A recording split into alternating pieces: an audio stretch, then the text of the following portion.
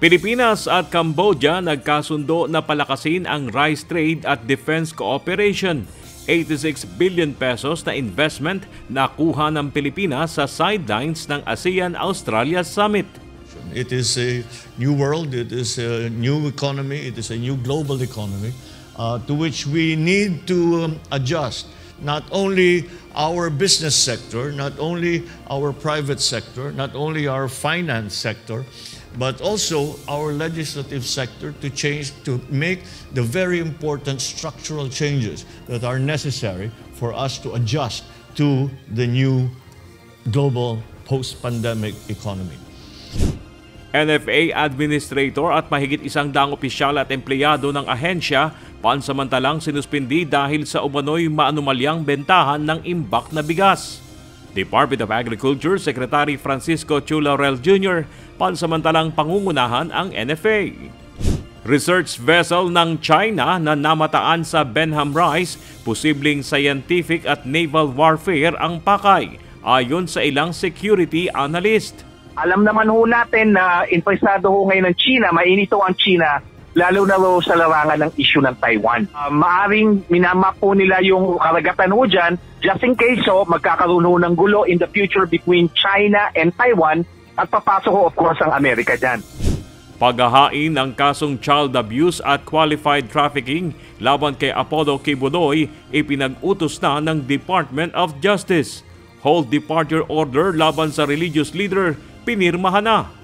Sa masusing pag-aaral, nakita natin talaga na mabigat ang basihan para ibigay at ilagay sa tama itong bagay na ito. Napakabigat. Mga sibilyan pwede nang magmay-ari ng semi-automatic rifle ayon sa PNP. So yun po yung minor amendment po, particularly yung section 36.6 po. Pwede na pong magmay-ari po ang sino man po na sibilyan ng 7.62. Yung po yung M14 po pababa po. Basta po yung baril po na yon ay hindi po siya automatic po yung sa selection po niya. Senator Risa Ontiveros ipinako-contempt si Apollo Kibuloy dahil sa hindi pa rin pagdalo sa investigasyon ng Senado. Senator Robin Padilla tutol sa contempt order laban sa religious leader. Hindi po obra ang ganitong mga excuse. This committee requests the Senate President to order his arrest so that he may be brought to testify. 4 na tauhan ng Philippine Navy na kasama sa resupply mission sa Ayungin Shoal, sugatan matapos bombahin ng tubig ng Chinese Coast Guard ang barko ng Pilipinas. There have been reports of a collision between BRP Sindangan and a Chinese Coast Guard vessel because of the illegal actions conducted by the CCG. Unaiza May 4 was also hit by water cannon. We are awaiting updates on damage to Unaiza May 4. Naitalang inflation rate sa bansa para sa February 2024 bumilis sa 3.4% ayon sa Philippine Statistics Authority. Ambulansyang walang pasyente at patient transport vehicle bawal sa EDSA busway ayon sa Special Action and Intelligence Committee for Transportation. Ang tanong namin dun sa driver, bakit ka naka-blinker? Bakit ka nasa EDSA bus carousel? Kasi nagmamadali kaming pabalik na sa aming pinanggalingan. So, may emergency ka ba? Simple lang, wala na. So, pabalik na. So, hindi na dapat sila naka-blinker, hindi na sila dapat nakawangwang, at higit sa lahat, hindi na sila dapat dumaan ng EDSA bus carousel. Anomalya sa pagbebenta ng NFA rice, iimbestigahan na rin sa Kamara. Perhaps we have to do an extensive evaluation of the mandate of the NFA and whether or not this is being fulfilled at the moment. Hindi lamang dapat sa mga public officials involved nakatuon ng investigasyon, pati na rin po sa mga pribadong individual na kasabwat po nito ng mga public officials natin ay makasama din dapat sa mga makasuhat. Australia handang tumulong sa ASEAN upang mapanatili ang paggalang sa soberanya at teritoryo ng bansa. Pilipinas lumagda sa free trade agreement sa Australia at New Zealand.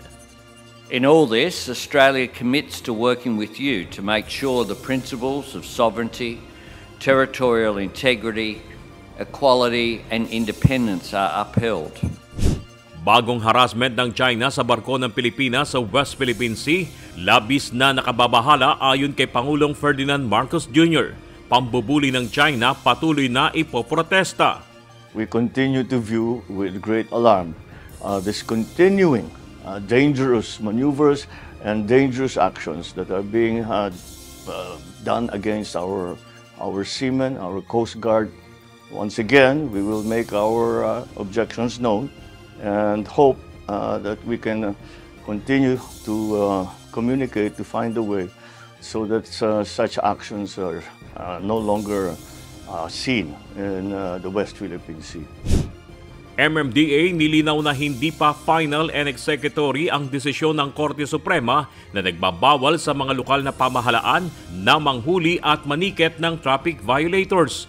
Motion for reconsideration ihahain.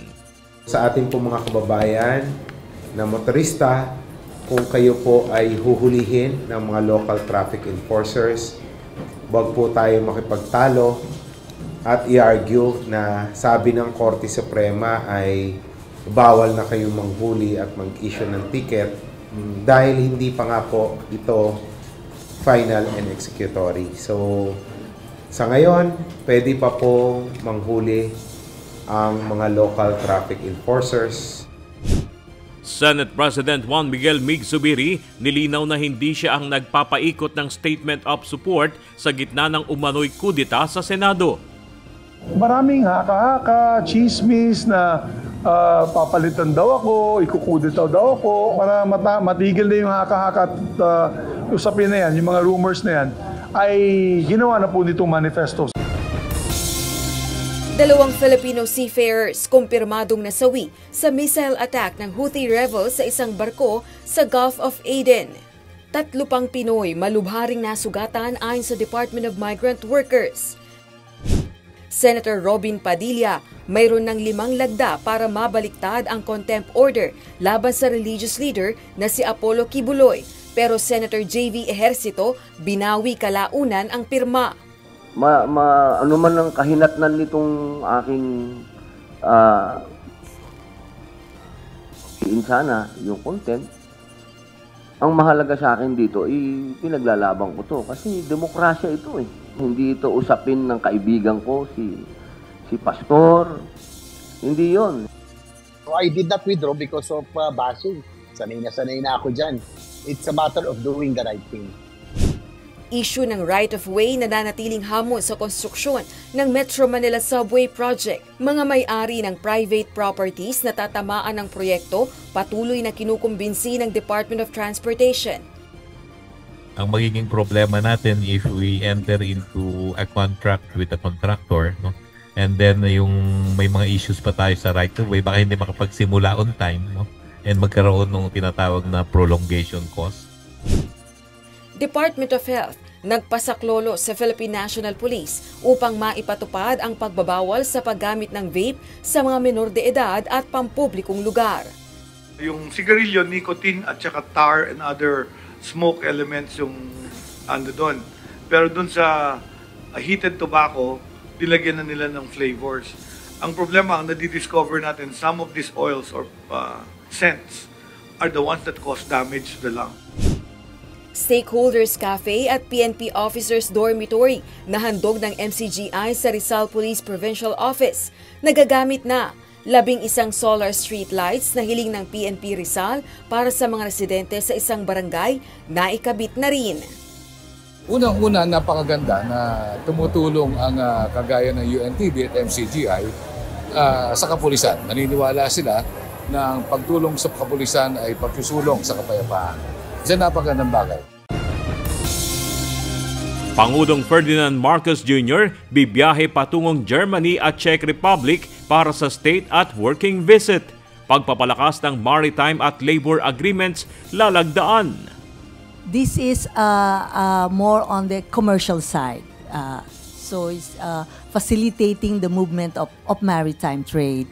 And you know very well that 1/3 of the seafarers around the world are Filipinos. And a robust shipping industry in the Philippines and in worldwide will be good for the employment of seafarers, Filipino seafarers. Mga labi ng 2 Pilipinong tripulante na nasawi sa pag-atake ng Houthi rebels sa Gulf of Aden hindi pa nare-recover. Magiging hamon din yung pag-recover ng labi. Kaya't pagdarasal pa rin natin na maisagawa ito ng maayos. Dahil as of 4 p.m. kahapon, may sunog pa sa barko na tinutupok. So, may challenge talaga yung pag-salvage at yung paghanap ng labi doon sa barko. Biyahe ng Philippine National Railway sa Metro Manila pansamantalang ititigil simula sa March 28. Tigil operasyon maaring tumagal ng 5 taon. O di mahirapan yung mga tao, mahirapan lahat ng sumasakay ng PNR, mahirapan. Kasi wala nang diretsyo na sasakyan. Matatraffic pa. Ang susunod na biyahe ng PNR, makikita po na ating mga kababayan, ibang PNR na. Nasa taas na po, elevated na po. Katulad ng Line 1, Line 2 at Line 3. Mas mabilis, mas modelo. Hindi na po mechanical, kundi electric trains na po. At bilang ng mga Pilipinong walang trabaho, tumaas sa 2.15 million ayon sa Philippine Statistics Authority.